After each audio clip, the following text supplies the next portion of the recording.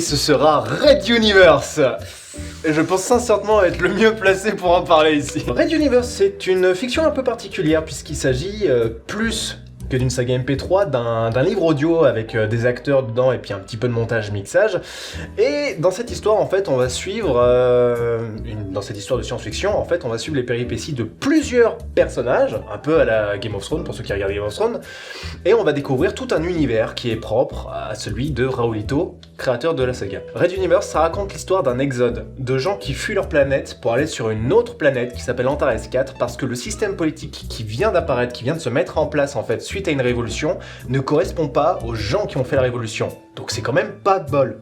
Je veux dire, on fait la révolte et puis en fin de compte c'est un espace, c'est un monde totalitaire qui vient se mettre en place. C'est con. Comme dans la réalité. Bah oui, bien sûr que ça aurait été. Seuls les grands chapeaux pointus aux décorations tombantes indiquaient les mouvements de ses interlocuteurs. Bien que ce terme fût mal choisi, car impliquant une discussion, ce qui était rarement le cas avec les pères des triades. La silhouette de droite prit enfin la parole. Roxy, cette accélération du processus que nous avions défini nous semble particulièrement audacieuse.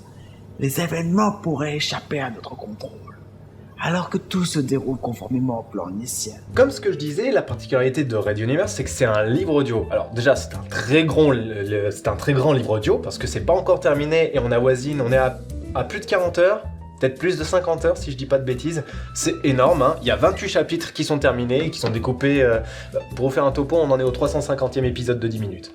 Hein, qui vient de sortir, je sais, je l'ai monté le dernier. Une fois par semaine. Il y a un épisode qui sort par semaine, on en est au 350e.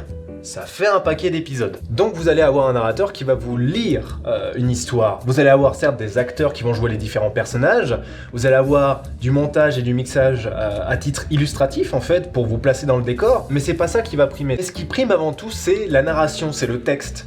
On va accorder beaucoup d'importance à tout ce qui se dit, parce que le narrateur va vous dévoiler des informations importantes, des informations que les personnages ne savent peut-être pas, et du coup vous allez plus devoir suivre ce que dit le narrateur, ainsi que les échanges de dialogue pour comprendre l'histoire. Il n'y a pas de gros travail sur les ambiances, sur les bruitages, c'est là, c'est présent, ça vous pose dans un cadre, c'est très sympa, mais c'est pas ça qui va faire l'histoire. C'est très long, Red Universe. Il faut prendre vraiment le temps. C'est à la fois un avantage et à la fois un gros inconvénient. Gros inconvénient parce que vous n'avez pas forcément des mois à consacrer à écouter un livre audio.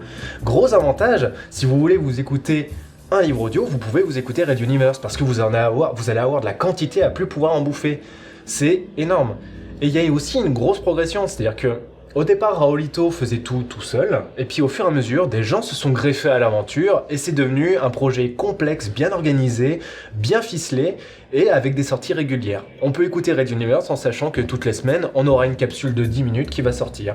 On peut écouter Red Universe en sachant qu'au bout de 3 mois, un chapitre est terminé, et on peut s'écouter d'un seul coup 3 heures d'audio sur une histoire. Est-ce que ça vaut le coup d'écouter ? Il y a beaucoup, on va dire, de liberté dans les écrits, hein. Raoulito écrit absolument ce qu'il veut, donc il y a des choses qui sont parfois un peu limites, un peu sanglantes, un peu portées sur le sexe, du sexe sans limite, ça va même des fois dans la pédophilie, je vous rassure, on monte ça dans un mauvais cadre, hein. C'est pas forcément à la portée de tout le monde, c'est ça que je veux dire.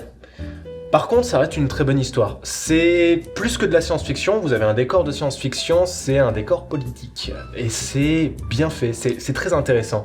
L'histoire est prenante, si c'est bien monté, bien écrit, ça va s'accrocher tout seul. Par contre, il faut prendre le temps de se lancer. Et récemment, en plus, il y a 2 ans, Raoulito a refait ses premiers chapitres, ce qui fait que ces premiers chapitres qui avaient une qualité, on va pas se le cacher, littéralement dégueulasse, hein, c'était vraiment immonde, on va pas se le cacher.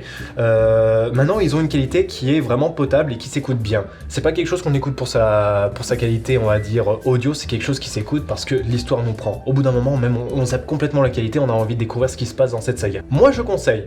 Faut avoir le temps, faut avoir beaucoup de temps, ou faut avoir envie aussi de se dire je vais me lancer dans cette aventure et je vais en avoir pour X semaines à écouter que ça.